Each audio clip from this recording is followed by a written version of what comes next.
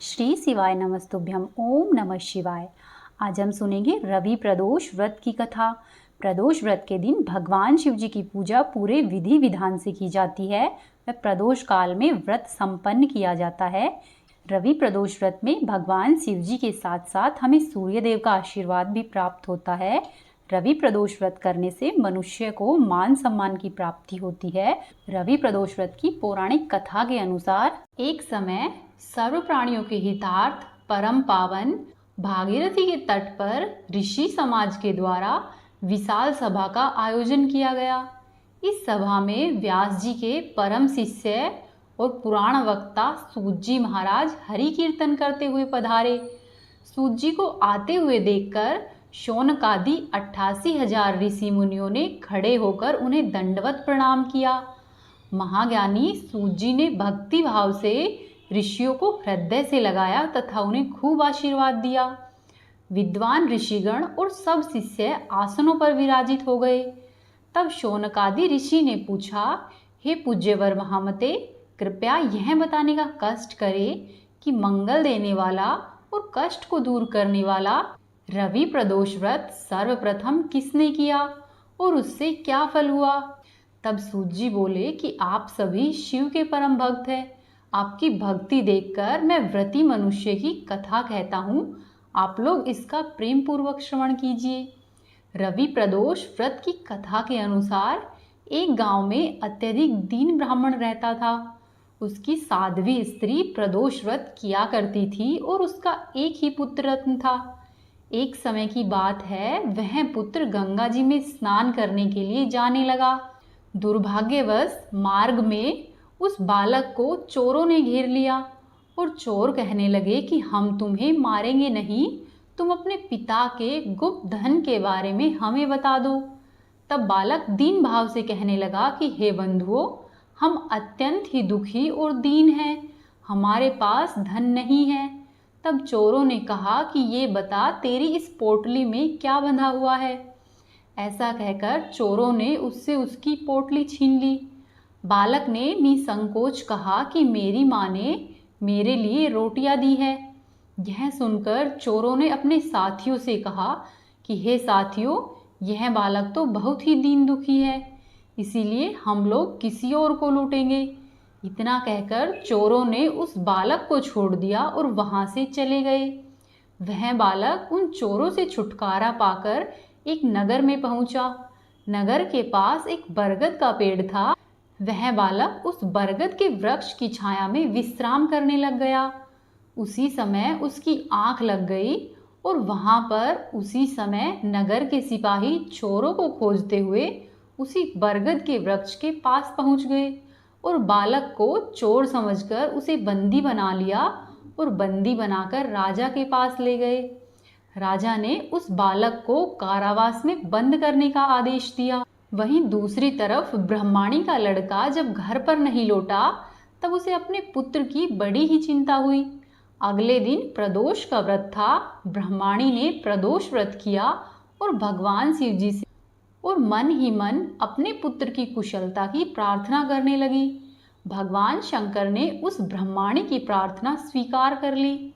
उस रात भगवान शंकर ने उस राजा को स्वप्न में आदेश दिया कि हे राजन, वह बालक चोर नहीं है, उस बालक को तुम प्रातः काल छोड़ दो, अन्यथा मैं तुम्हारा सारा वैभव और राज्य नष्ट कर दूंगा। राजा ने शिवजी की आज्ञा अनुसार ही प्रातः काल सारी बात सभी लोगों को कह सुनाई और राजा ने उस बालक को कारावास से मुक्त कराया। फिर राजा ने उस बालक से सारी बात पूछी तो बालक ने सारी कहानी राजा को कह सुनाई।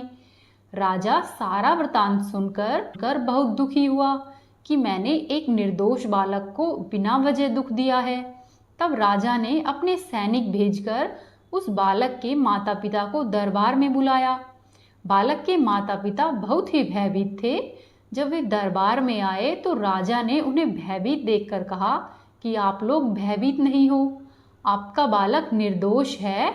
ऐसा कहकर राजा ने उन ब्राह्मण व ब्राह्मणी को 5 गांव दान में दिए, जिससे कि वे लोग सुखपूर्वक अपना जीवन व्यतीत कर सके।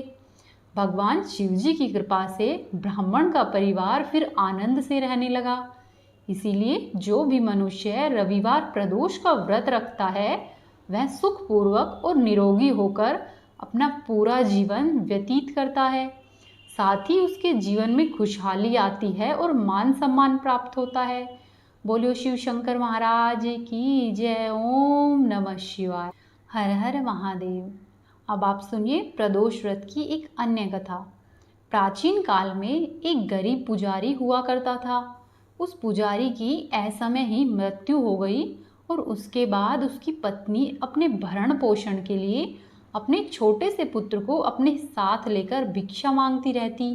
वह सुबह ही घर से भिक्षा मांगने के लिए जाती और दिन भर भिक्षा मांगती वह शाम को अपने घर पर वापस आती। एक दिन वह भिक्षा मांगने के लिए जा रही थी कि रास्ते में उसकी मुलाकात विदर्भ देश के राजकुमार से हुई, जो कि अपने माता पिता की मृत्यु के बाद दर दर भटकने लगा। उस बालक की ऐसी हालत उस पुजारी की पत्नी से देखी नहीं गई। वह ब्रह्माणी उस बालक को अपने घर पर अपने साथ ले गई और अपने पुत्र के जैसे ही उसका पालन पोषण करने लगी। वह राजकुमार भी ब्रह्माणी के साथ ही प्रतिदिन भिक्षा मांगने के लिए जाता और इसी तरह से तीनों भिक्षा के लिए जाते और उनके दिन व्यतीत होते रहे। कुछ दिनों के बाद पुजारी की पत्नी अपने साथ दोनों पुत्रों को लेकर शांडिल्य ऋषि के आश्रम में पहुंची। वहां पर उसने ऋषि से शिव जी के प्रदोष व्रत की कथा और विधि सुनी तथा घर पर आकर अब वह भी प्रदोष व्रत करने लगी। धीरे धीरे इसी तरह से दिन व्यतीत होते गए। एक दिन दोनों बालक वन में घूम रहे थे। उनमें से पुजारी का बेटा तो घर को लौट गया, परंतु राजकुमार वहीं वन में रह गया। तब उस राजकुमार ने गंधर्व कन्याओं को क्रीड़ा करते हुए देखा, तो वह राजकुमार उन कन्याओं से बात करने लगा। उनमें से एक गंधर्व कन्या अंशुमति थी। अंशुमति ने राजकुमार से प्रेम पूर्वक बात की। उस दिन वह राजकुमार घर पर देर से लौटा। अगले दिन राजकुमार फिर से उसी जगह पर पहुंचा जहां पर अंशुमति अपने माता पिता से बात कर रही थी। तब अंशुमति के माता पिता ने उस राजकुमार को पहचान लिया तथा उनसे कहा कि आप तो विदर्भ नगर के राजकुमार होने, आपका नाम धर्मगुप्त है। अंशुमति के माता पिता को वह राजकुमार बहुत पसंद आया और उन्होंने कहा कि शिवजी की कृपा से हम अपनी पुत्री का विवाह आपसे करना चाहते हैं, क्या आप इस विवाह के लिए तैयार हैं? तब राजकुमार ने अपनी स्वीकृति दे दी तो उन दोनों का विवाह संपन्न हो गया। उसके बाद राजकुमार ने गंधर्व की विशाल सेना के साथ विदर्भ देश पर हमला किया और घमासान युद्ध करके विजय प्राप्त की तथा अपनी पत्नी अंशुमति के साथ अपने राज्य में आकर रहने लग गया। वहाँ पर महल में वह पुजारी की पत्नी और उसका पुत्र भी आदर के साथ लाया गया। साथ ही वे दोनों भी उसके साथ महल में रहने लगे। पुजारी की पत्नी तथा पुत्र के सभी दुख व दरिद्रता दूर हो गई और वे सुखपूर्वक अपना जीवन व्यतीत करने लगे। फिर एक दिन अंशुमति ने राजकुमार से इन सभी बातों के पीछे का कारण और रहस्य पूछा। तब राजकुमार ने अंशुमति को अपने जीवन की पूरी बात बताई और साथ ही प्रदोष व्रत का महत्व और व्रत से प्राप्त फल से भी अवगत कराया। उस दिन से प्रदोष व्रत की प्रतिष्ठा और महत्व बढ़ गए तथा राजकुमारी अंशुमति भी व्रत को धारण करने लगी। कई जगह पर अपनी श्रद्धा के अनुसार इस व्रत को स्त्री और पुरुष दोनों साथ साथ धारण करते हैं। इस व्रत को करने से मनुष्य के सभी प्रकार के कष्ट और पाप नष्ट हो जाते हैं और मनुष्य को अभिष्ट की प्राप्ति होती है। बोलो भोले भंडारी की जय। ओम नमः शिवाय। हर हर महादेव। अब आप सुनिए सूर्यदेव की कथा, जो कि रवि प्रदोष व्रत में आवश्यक रूप से सुनी जाती है। किसी गांव में एक लड़की और उसकी माँ दोनों ही सूर्यदेव का व्रत किया करती थी। एक बार रविवार के दिन दोनों ने व्रत धारण किया। वहीं पर लड़की की माँ ने कहा कि बेटी, मैं किसी कार्य से बाहर जा रही हूँ, तू 2 रोटी बनाकर रख लेना, एक तेरे लिए और एक मेरे लिए। लड़की ने कहा ठीक है माँ जी। वहीं सूर्यदेव ने जब सोचा कि इनकी परीक्षा लेते हैं तो सूर्यदेव ने एक साधु का वेश धारण किया और उस लड़की के द्वार पर आ गया और भिक्षा मांगने लगे। लड़की ने जब आवाज़ सुनी तो वह बाहर गई। तो सूर्यदेव बोले कि बेटी, मुझे भूख लगी है, कुछ खाने को मिल जाता तो अच्छा होता। लड़की ने कहा ठीक है बाबा। तब वह अंदर से एक रोटी लेकर आई और उन्हें दे दी। साधु महाराज ने वह रोटी खा ली और कहा कि बेटी, मुझे और भूख लगी है। तब लड़की ने अपनी माँ के रोट से एक टुकड़ा तोड़कर साधु महाराज को दे दिया। साधु महाराज उसे खाकर वहाँ से चले गए। उसके कुछ समय के बाद जब लड़की की माँ अपने घर पर वापस आई तब उसने अपनी बेटी से रोटी के बारे में पूछा। लड़की ने बताया कि मेरी रोटी तो मैंने साधु महाराज को दे दी और आपकी रोटी में से मैंने एक टुकड़ा साधु महाराज को दिया है। इस पर लड़की की माँ बहुत क्रोधित हुई और उसे भला बुरा कहा, साथ ही उसे घर से भी निकाल दिया। वह लड़की मार से बचने के लिए वहाँ से डरकर जंगल में भाग गई और जंगल में एक बड़ के पेड़ पर चढ़कर बैठ गई। सूरज भगवान ने सोचा कि बेचारी लड़की को मेरे कारण घर से निकलना पड़ा है, इसीलिए इसकी रक्षा मुझे ही करनी पड़ेगी। सूर्य भगवान ने चूरमे का एक लड्डू और एक लोटा पानी का उस लड़की को प्रतिदिन भेज देते। अब वह लड़की मज़े से खाकर वहीं पर बैठी रहती। एक दिन राजा शिकार करते हुए उधर से निकला। थकान मिटाने के लिए राजा उसी पेड़ के नीचे आराम करने रुक गया। तब राजा ने अपने सेवक से कहा कि प्यास से जान निकली जा रही है, चुल्लू भर पानी मिल जाता तो प्राण बच जाते। ऐसा कहकर राजा वहीं पेड़ के नीचे ही लेट गया। पेड़ पर बैठी हुई लड़की ने जब यह बात सुनी तो उसने चुल्लू भर पानी नीचे डाल दिया। राजा ने पानी पी लिया और फिर से अपने सेवक से कहा कि अरे सेवक, आधी जान तो बच गई, थोड़ा पानी और मिल जाता तो आधी जान और बच जाती। यह सुनकर लड़की ने फिर एक चुल्लू पानी डाल दिया। राजा ने पानी पी लिया और राजा को बड़ा आश्चर्य हुआ। उसने सेवक से कहा कि ऊपर अवश्य ही कोई है, तू ऐसा कर ऊपर चढ़ और देख कि कौन है। सेवक ऊपर चढ़ा तो उसे वह लड़की दिखाई दी। लड़की ने सेवक से कहा कि भैया, तुम ये स्वादिष्ट लड्डू खा लो और पानी पी लो और राजा को मेरे बारे में मत बताना। यह कह देना कि ऊपर कोई नहीं है, पता नहीं राजा मेरे साथ कैसा व्यवहार करेगा। वह सेवक भूख और प्यास से परेशान था। उसने लड्डू खाया, पानी पिया और नीचे आकर राजा से कह दिया कि राजा जी, ऊपर तो कोई नहीं है। राजा ने सेवक से कहा कि जब तू ऊपर गया था तो थका हुआ था और जब वापस आया है तो तरोताज़ा दिख रहा है। नहाया हुआ और खाया हुआ मनुष्य छिपता नहीं है। मुझे संदेह हो रहा है, इसीलिए अब मैं खुद ही ऊपर जाऊंगा और देखता हूँ कि वहाँ क्या है। जब राजा पेड़ पर चढ़ा तो वहाँ पर उसने एक सुंदर सी कन्या को पाया। राजा ने कहा कि डरो नहीं, तुम बहुत सुंदर हो, मेरे साथ चलो, मैं तुमसे विवाह करना चाहता हूँ। फिर लड़की राजा के साथ चली आई। राजा ने उसके साथ विवाह कर लिया और साल भर में ही उसने एक सुंदर बालक को जन्म दिया। उसकी अन्य रानियां, उसकी देवरानी जेठानी आदि उसके और उसके पुत्र की सुंदरता से जलने लगी थी। फिर जब सूरज जी का व्रत आया तो उस रानी ने व्रत के लिए रोट बनाया। दूसरी रानियों ने राजा से कहा कि तुम्हारी नई रानी को रोट बनाना नहीं आता है, उसका बनाया हुआ रोट खाओगे तो आपको पेट दुखेगा और यदि रानी खाएगी तो आपके बच्चे का पेट दुखेगा। नई रानी ने यह बात सुन ली और उसने रोट को थाली के नीचे छुपो दिया और सूर्य भगवान से सहायता के लिए प्रार्थना करने लगी। राजा ने जब पूछा कि थाली के नीचे क्या है तो उसने कहा कि यह मेरे पीहर से आया हुआ उपहार है। राजा ने फिर थाली उठाई तो देखा कि उसके नीचे सोने का चक्र है। राजा ने कहा, अरे वाह, गरीब परिवार वालों का ऐसा उपहार। रानी ने कुछ नहीं कहा, वह चुप रही। धीरे धीरे इसी तरह से दिन व्यतीत होते रहे। फिर एक दिन रानी खिड़की में खड़ी थी, तभी उसे उसकी माँ दिखाई दी जो कि दरिद्र अवस्था में छाजले बेच रही थी।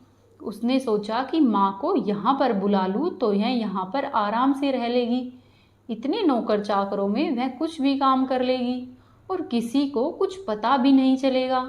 ऐसा सोचकर उसने अपनी माँ को महल में बुलवाया। लेकिन नई रानी की माँ आते ही वही बात दोहराने लगी कि मेरी रोटी मुझे साबुत दे। रानी ने सोचा कि कहीं सबको यह बात पता नहीं चल जाए कि मैंने अपनी माँ को इस तरह से महल में बुलाया है। यदि यह बात सबको पता चल गई तो मेरे लिए मुसीबत हो सकती है। ऐसा सोचकर उसने अपनी माँ को चुपचाप एक कमरे में रहने के लिए कह दिया और उसने बाहर से उस कमरे पर ताला लगा दिया। रानी की देवरानी व जेठानी व अन्य रानियां राजा से कहने लगी कि नई रानी का व्यवहार हमें संदेह पैदा कर रहा है। उसने एक औरत को महल में बुलाया था लेकिन वह औरत वापस ही नहीं गई है। छोटी रानी ने यह सब बात सुन ली और सूर्य भगवान से इस विपत्ति से बचने की प्रार्थना करने लगी। फिर राजा ने नई रानी के पास आकर उससे कमरे की चाबी मांगी। तब रानी ने कमरे की चाबी दे दी। राजा ने जब कमरा खोला तो वहां पर सोने की एक मूर्ति थी। राजा ने पूछा कि यह मूर्ति कहाँ से आई है। रानी ने कहा कि मेरे गरीब पीहर ने उपहार भेजा है। तब राजा ने कहा कि तुम्हारे गरीब पीहर से इतने कीमती उपहार आते हैं, मुझे तुम्हारा पीहर ही देखना है, हम वहां पर चलेंगे। रानी ने फिर से सूरज भगवान से मदद मांगी। सूरज भगवान ने कहा कि मैं सवा पहर की तो व्यवस्था कर दूंगा, लेकिन फिर मुझे नगरी में उजाला करने के लिए जाना होगा। फिर सूर्य भगवान ने जंगल में माया नगरी बसा दी। महल, झरोखे, बाग बगीचे, रिश्तेदार आदि सब कुछ माया से बना दिए। महल की रसोई में कई प्रकार के व्यंजन बन रहे थे। सबसे मिलकर और खा पीकर रानी ने राजा से वापस चलने को कहा। राजा ने कहा कि जल्दी क्या है, थोड़ी देर और आराम कर लेते हैं। रानी ने कुंवरसा को चूटी काट दी। कुंवरसा रोने लगे। तब रानी ने राजा से कहा कि हमें अपने घर चलना चाहिए, कुंवरसा को अवश्य ही कोई तकलीफ है।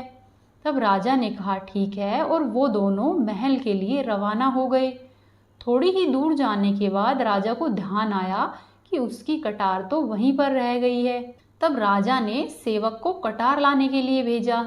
सेवक वहां पर गया तो उसने देखा कि वहां पर जंगल के सिवा कुछ भी नहीं था और राजा की कटार एक झाड़ी में पड़ी हुई थी। कटार लेकर सेवक वापस आया और उसने सब बातें राजा से कह सुनाई। राजा को पहले ही शक था। उसने तलवार निकाल ली और गुस्से में आकर रानी पर तलवार तान दी और रानी से सब कुछ सच सच बताने के लिए कहा। तब रानी ने सब कुछ सच सच कह डाला और कहा कि सूरज भगवान की कृपा और मदद से यह सब हो पाया है। यह सुनकर राजा बहुत प्रसन्न हुआ और रानी को सूर्यदेव का व्रत अच्छी तरह से रखने के लिए कहने लगा। रानी का मान और सम्मान और अधिक बढ़ गया। हे सूर्य भगवान, जैसा सुख आपने उस लड़की को दिया है वैसा ही सुख खाने को कहने वाले, सुनने वाले और होकारा भरने वाले सबको देना। बोलो सूर्य भगवान की जय। अब आप सुनिए गणेश जी की कहानी, जो कि सभी व्रत कथा में अवश्य रूप से सुनी जाती है। एक बार भगवान गणेश जी ने बालक का रूप धारण किया और बाल रूप में चुटकी भर चावल और एक चम्मच में दूध लेकर पृथ्वी पर घूमने निकले। वे सबको खीर बनाने के लिए कहते जा रहे थे, पर सब ने उनकी बात को अनदेखा कर दिया। इसी दौरान एक गरीब बुढ़िया माई अपने घर के दरवाजे पर बैठी थी। जब बुढ़िया माई ने देखा कि गणेश जी यहाँ से जा रहे हैं, तब उन्होंने कहा कि लाओ बालक, मैं तुम्हारी खीर बना देती हूँ। ऐसा कहकर गरीब बुढ़िया माई ने उनकी खीर बनाने के लिए एक भगोना चूल्हे पर चढ़ा दिया। इस पर गणेश जी ने कहा कि माँ जी, जो घर का सबसे बड़ा बर्तन हो उसे चूल्हे पर चढ़ाओ। बुढ़िया माई ने कुछ नहीं कहा। उसने सोचा कि बालक है, सबसे बड़ा पतीला चढ़ा देती हूँ। ऐसा सोचकर उन्होंने सबसे बड़ा पतीला चूल्हे पर चढ़ा दिया और कुछ ही देर में एक चमत्कार हुआ। गणेश जी के दिए हुए चावल और दूध बढ़ गए और पूरा ही भगोना उनसे भर गया। इसी बीच गणेश जी नहाने के बाद खीर खाने की बात कहते हुए वहां से चले गए। पीछे से बुढ़िया के पोते पोती आए तो भूख लगने पर बुढ़िया ने उन्हें भी वह खीर खिला दी। खीर बनते देख रही पड़ोसन को भी बुढ़िया ने कटोरा भरकर खीर दे दी। वहीं बुढ़िया माँ की बहू ने भी चुपके से एक कटोरा खीर खा ली और एक कटोरा खीर छिपा कर रख ली। इसके बाद भूख लगी तो बुढ़िया माई ने भी खाने के लिए खीर हाथों में ले ली और जोर से आवाज़ लगाकर बुलाने लगी कि आजा रे गणेशिया, खीर खा ले। तभी गणेश जी वहाँ पर आ पहुँचे और बोले कि मैंने तो खीर पहले ही खा ली। तब बुढ़िया माई ने पूछा कि तूने खीर कब खाई? तब वे बोले कि जब तेरे पोते पोती, पड़ोसन व बहू ने खाई तभी मेरा पेट भर गया। इसके बाद जब बुढ़िया माई ने बाकी बची हुई खीर के बारे में पूछा तो गणेश जी ने कहा कि इस खीर को पूरे नगर में बांट दो। फिर बुढ़िया माई ने पूरे नगर में खीर बांट दी। जब राजा को इस बारे में पता चला तो उसने बुढ़िया माई को अपने दरबार में बुलाया और सारा माजरा जानकर उसने बुढ़िया का खीर का भगोना अपने यहाँ पर मंगवा लिया। पर राजमहल में जैसे ही वह भगोना पहुंचा तो उसमें कीड़े मकोड़े और जहरीले जानवर गिर गए। यह सब देखकर राजा ने वह बर्तन वापस से बुढ़िया माई को दे दिया और बुढ़िया माई के घर पर वापस आते ही वह बर्तन जैसा पहले था वैसा ही हो गया। इसके बाद बुढ़िया माई ने गणेश जी से फिर से पूछा कि अब मैं इस बची हुई खीर का क्या करूं? पूरे नगर में खीर बांट दी है लेकिन अब भी खीर बची हुई है। तब गणेश जी ने कहा कि अपने घर के चारों कोनों में गड्ढे खोदकर इस खीर को वहां पर गाड़ दो। बुढ़िया माई ने गणेश जी के कहे अनुसार ही किया और खीर को चारों कोनों में गड्ढे खोदकर वहां पर गाड़ दिया और फिर बुढ़िया माई रात को सो गई। गणेश जी उसकी झोपड़ी को लात मारते हुए अंतर्ध्यान हो गए। अगले दिन जब बुढ़िया उठी तो उसने अपनी झोपड़ी महल में बदली हुई देखी और जहाँ पर उसने खीर गाड़ी थी वहाँ पर सब जगह उसे हीरे जवाहरात मिले। गणेश जी की कृपा जानकर बुढ़िया माई बहुत प्रसन्न हुई। इसके बाद बुढ़िया माई और उसका पूरा परिवार सकुशल रहने लगा। हे गणेश जी महाराज, जैसी कृपा आपने बुढ़िया माई पर की है वैसी ही हम सभी पर करना। इस कहानी को कहने वाले, सुनने वाले और होकारा भरने वाले सब पर रखना। जैसे भंडारे अपने बुढ़िया माई के भरे हैं वैसे ही हम सब के भरना। बोलो गणेश जी महाराज की जय। ओम नमः शिवाय। हर हर महादेव। ये थी आज की कथाएं। उम्मीद है आपको पसंद आई होगी। आपसे एक निवेदन है, यदि आपने अभी तक चैनल को सब्सक्राइब नहीं किया है तो चैनल को सब्सक्राइब करें, वीडियो को लाइक करें और वीडियो को अवश्य ही शेयर करें। आप सभी का दिन शुभ और मंगलमय हो।